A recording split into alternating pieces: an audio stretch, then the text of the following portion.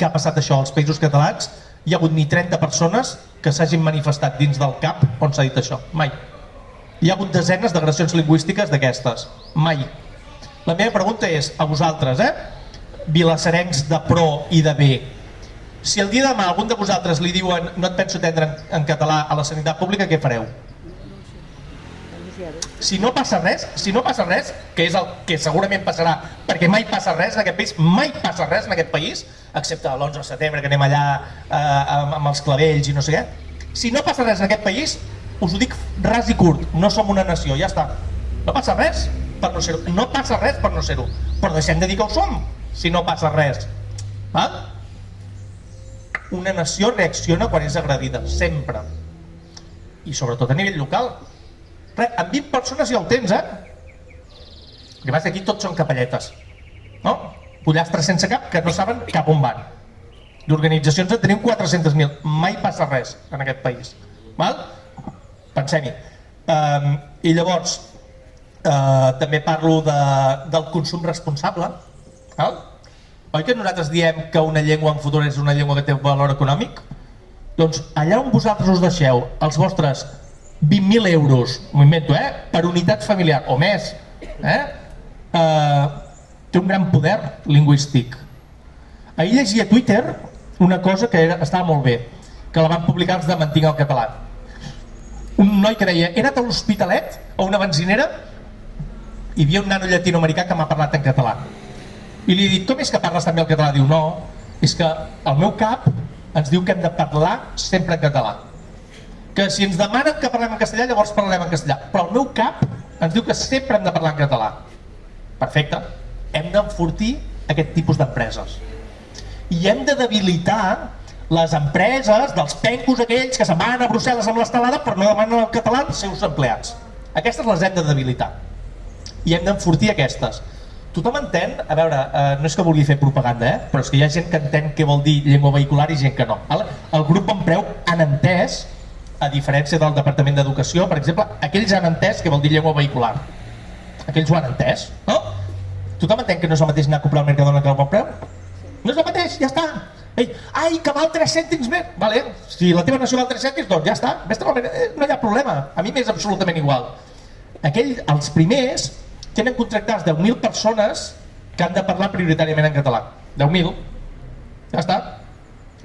Algunes de les quals, vingudes de Llatinoamèrica, de la Índia, de l'Àfrica, d'on sigui, només els hi diuen, ei, vols entrar a treballar aquí? Has de parlar català. I llavors la gent, curiosament, s'espavila que dona gust. És a dir, en 3 mesos tu, és flipant, és miraculós, els diuen, tu has de parlar català, si vols treballar aquí. Collons, en 3 mesos se'n van al consorci i parlen un català que ni el Jacint Verdaguer. Però clar, ho has de demanar, perquè si tu ja no ho demanes, aleshores les coses no es fan realitat, no? Doncs qui diu el grup Bonpreu diu qualsevol botiga. Els diners és molt més important que qualsevol altra cosa, allà on tu te'ls gastes.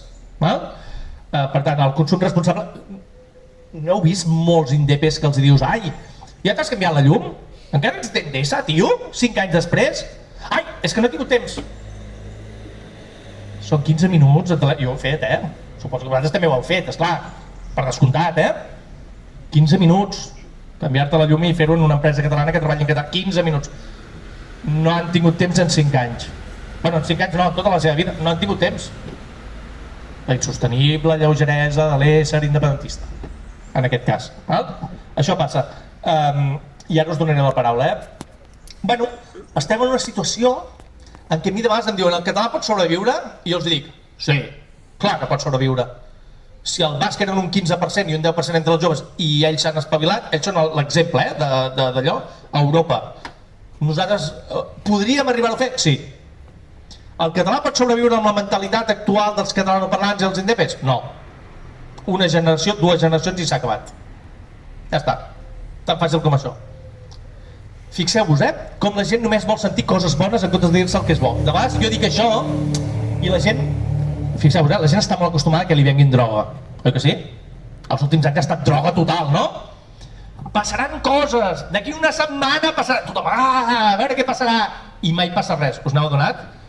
La independència de tocar. Europa diu... La gent necessita drogues, perquè ens hem acostumat a la droga. Tenim droga circulant a les nostres venes.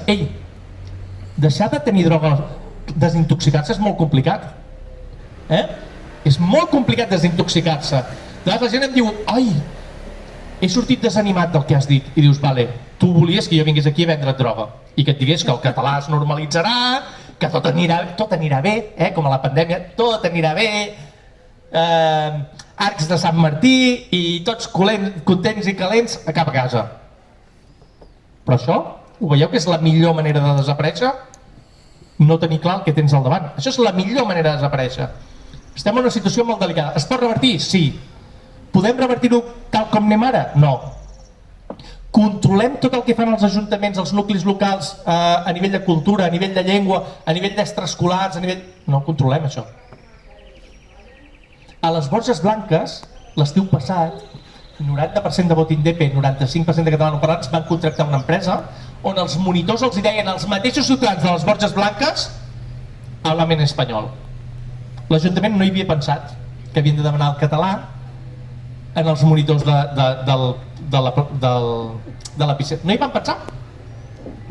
Bueno, doncs si no hi pensem, tenim el que tenim. Mira, estem en una situació d'autodeterminació, estem en una cruïlla. En una cruïlla. Hem de decidir si volem sobreviure al segle XXI o no. Ja està. Pot ser que decidim continuar com fins ara.